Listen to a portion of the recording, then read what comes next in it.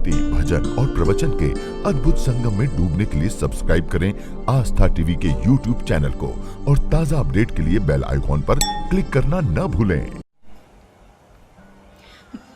भक्ति का मतलब ये नहीं है कि धन दौलत मिलेगी। भक्ति का मतलब ये नहीं कुछ करना नहीं पड़ेगा और अपने आप प्रभु देते जाएंगे। ये तो स्वार्थ वाला काम हो गया। ऐसा काम भक्ति नहीं करती है। भक्ति का अर्थ नहीं कि आप 2 अगरबत्ती लगा देंगे तो ठाकुर जी आपको घर बैठे पूरा बिजनेस देने आएंगे, मुनाफा करवाएंगे। ऐसा किसी शास्त्र में नहीं लिखा। भगवान कहते कर्मणा जायते जंतु कर्मणि विलीयते सुखम दुखम भयम क्षेमम कर्मणा अविपद्यते। व्यक्ति कर्म के अनुसार सुख भोगता है, व्यक्ति कर्म के अनुसार अपना भाग्य लिखता है, व्यक्ति कर्म के अनुसार अपने माता पिता चुनता है, कर्म के अनुसार संसार में आता है, कर्म के अनुसार ही जाता है, उसकी मृत्यु हो जाती है। तो किस पर जोर दिया? कर्म पर। लेकिन भक्ति करें तो कर्म नहीं छोड़ना चाहिए। ये कहीं नहीं लिखा कि भक्ति करते समय आप अपना कर्म छोड़ दें, वो तो अज्ञानता है। अरे अपनी भक्ति से कर्म को जोड़ दें, कर्म को मत छोड़ो। क्या नामदेव जी ने अपने छिपा का काम छोड़ दिया था? बिल्कुल नहीं। कबीरदास ने अपना काम छोड़ा? बिल्कुल नहीं। संत रैदास ने छोड़ा? बिल्कुल भी नहीं। ये सब अपना अपना। सैन जी थे, नाई का काम करते थे, भक्ति कर रहे हैं, लेकिन अपना कर्म कोई नहीं छोड़ रहा, क्योंकि कर्म में रहकर ही भक्ति की जाती है। तो समझिए वो भक्ति योग बन जाता है।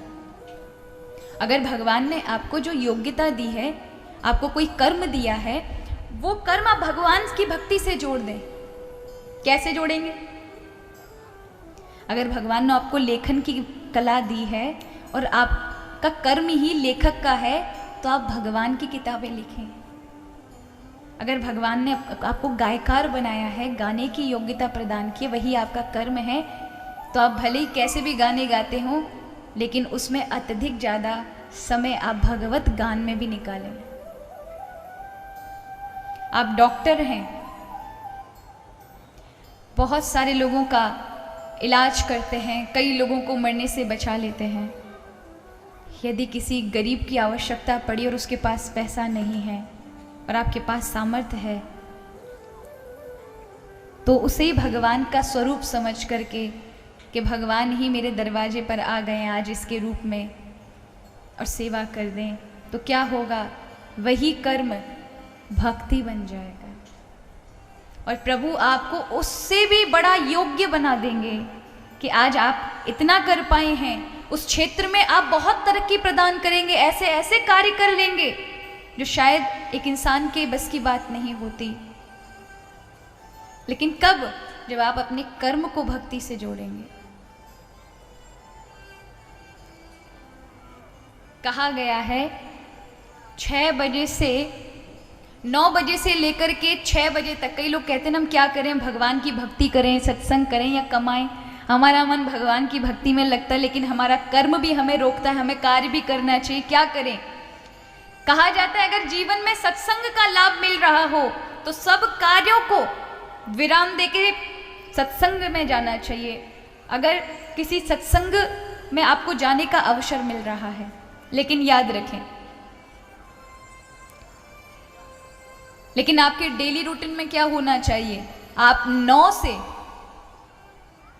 6 तक, यानी मॉर्निंग सुबह 9 बजे से लेकर शाम के 6 बजे तक अपना कर्म करें, जो आपका स्वधर्म है, जो आपका स्वकर्म है, जो आपको प्रभु ने दिया है, जो आपके जीवन के लिए जीविका का अर्जन है, उपार्जन है, वो कार्य करें। जो भी आपका बिजनेस है, दुकान है, 9 से 6, और फिर 6 से 10 निकालें अपने परिवार में।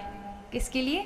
अपने परिवार से बात करें। लोग परिवार में रहना भूल जाते हैं, कार्य में इतने मग्न हो जाते हैं, ना पत्नी को, ना पिता को, ना माता को, ना बाल बच्चों को समय ही नहीं दे पाते।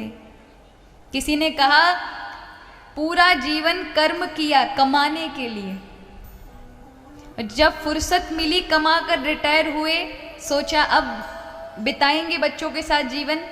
तब तक क्या हुआ? बच्चे बड़े हुए, वो कमाने निकल गए, और फिर क्या हुआ? कुछ हाथ नहीं आया। इतनी मेहनत करके वहाँ तक तो पहुँच गए, लेकिन जो प्रेम बालकों का पाना था वो प्रेम भावना और शिक्षा अपने बालकों को नहीं दे पाए। तो इतना भी मत लग जाओ कि आप अपने उस सुख को ही भूल जाएं।